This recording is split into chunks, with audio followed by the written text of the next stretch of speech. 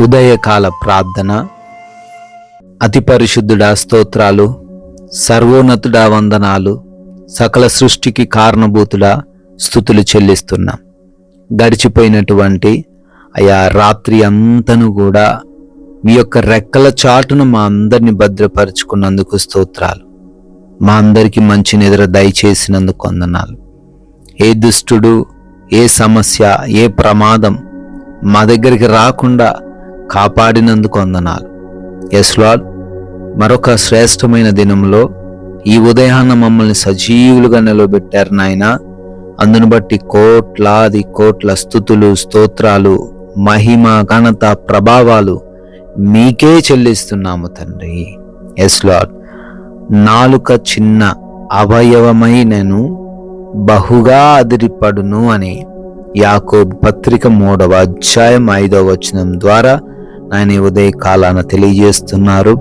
అవును ప్రభువా, మాట్లాడే మాటల ద్వారానే తండ్రి సమస్యలు వస్తాయని, కొంచెం నిప్పు విస్తారమైన అడవిని తగలబెట్టినట్లుగానైనా మా చిన్న మాట మా జీవితంలో పెద్ద సమస్యను తీసుకొస్తుంది అని ఆయన ఈ ఉదయకాలంలో మమ్మల్ని హెచ్చరిస్తున్నారు. మమ్మల్ని భద్రపరచడానికి మాటలు ప్రకటిస్తున్నారు. మేమందరము కూడా ఈ రోజున జ్ఞానము కలిగి మాట్లాడడానికి కృప చూపించండి. ఎవరు కూడా వారి నోటికి ఏదొస్తే అది మాట్లాడకుండా ఆలోచించి వాక్యమును గ్రహించి మాట్లాడడానికి సహాయము దయచేయమని, జాగ్రత్తగా ప్రతి బిడ్డను కూడా ఉంచమని బ్రతిమాలుకుంటున్నాం ప్రభువా. ఈ ఉదయాన్నే లేవగానే ప్రతి బిడ్డ ఈ ప్రార్థనలు ఏకీభవిస్తూ ఉండంగా వారందరినీ దీవించండి, వారి కుటుంబాలను ఆశీర్వదించండి. అయినా ప్రభువా, ఏమైతే ఈరోజు చేయాలని అనుకుంటున్నారో ఆ కార్యాల విషయంలో మీ సహాయము దయచేయండి తండ్రి. మంచి ఆరోగ్యమును ప్రతి బిడ్డకు దయచేయండి, ప్రతి అవసరతను తీర్చండి. ఎవరితో ఎటువంటి విభేదాలు, గొడవలు లేకుండా కృప చూపించండి.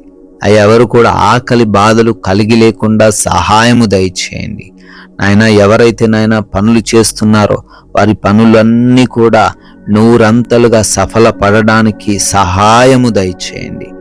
ఆగిపోయి ఉన్న పనులు కూడా తండ్రి మీ కృపను బట్టి మరలా ఈరోజు పునరుద్ధరించబడుటకు కృప చూపించండి తండ్రి.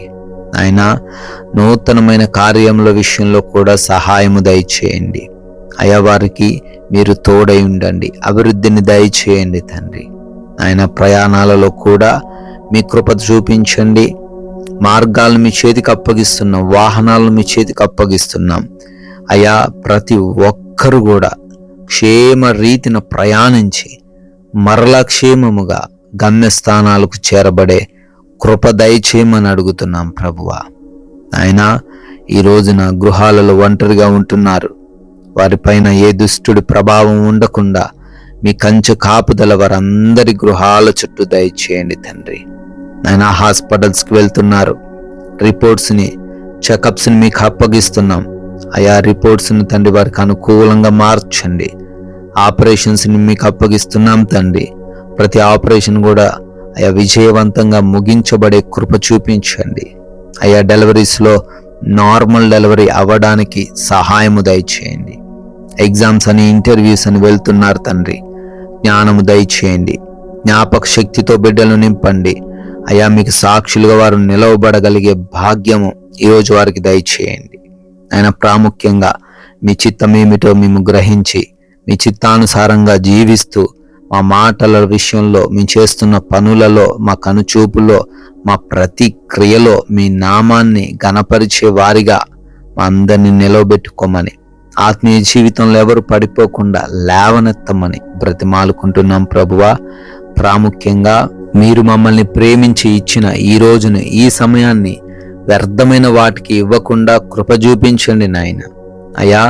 ఈ రోజున అపవాది క్రియల వలన ఎవ్వరూ మోసగించబడకుండా, ఏ వ్యక్తిని నమ్మి మోసపోకుండా, ఏ లోకపు ఉచ్చుల్లో పడిపోకుండా వాక్య జ్ఞానముతో ప్రతి ఒక్క బిడ్డను మీరు నింపండి తండ్రి.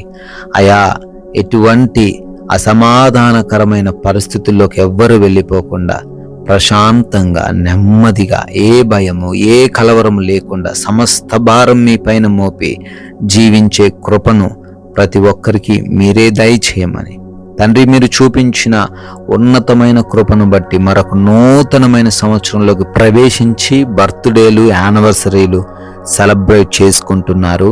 వారందరినీ కూడా దీవించమని, ఆశీర్వదించమని తండ్రి, కొందరికైనా మీ యొక్క ఉన్నతమైన నామాన్ని ప్రకటించి ఈ ప్రార్థనను తండ్రి పంపించి రాజ్య వ్యాప్తిలో పాలిభాగస్తులయ్యే ధన్యత అనుగ్రహించమని యేసుక్రీస్తు వారి నమ్మకమైన నామంలో ఈ ప్రార్థన అడిగి వేడుకొని పొందుకొని ఉన్నాము తండ్రి.